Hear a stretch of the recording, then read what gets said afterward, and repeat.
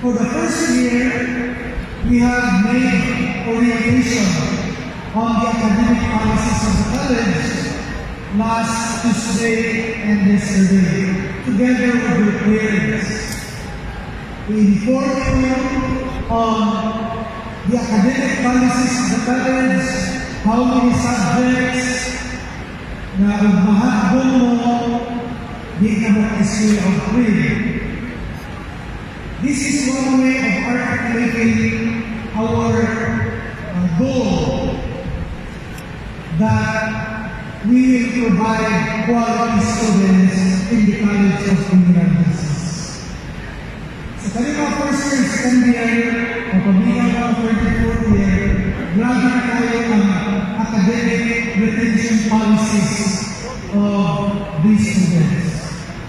So, awak na po, my challenge to the second year and first year, uunjod.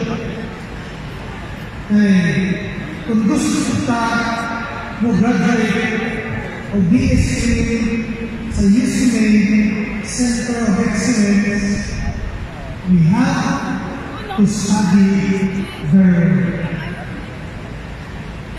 Ang UCMA dili na ordinary na College of Criminal Justice. I told you, we become model of criminal schools in the whole Visayas region. Hindi ito makawalan ng ating university because we are model school. Sa kanila na ito, you are being trained with the virtues and attitudes required of students in the university.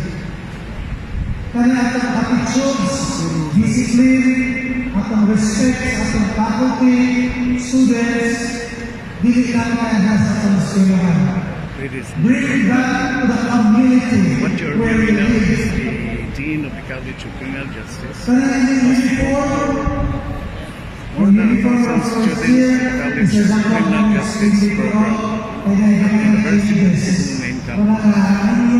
This afternoon, every agenda in the entire first semester shall be taken up by him. Most of the students that are here now are the more than 500 criminology students, first year students who are seated at the left side.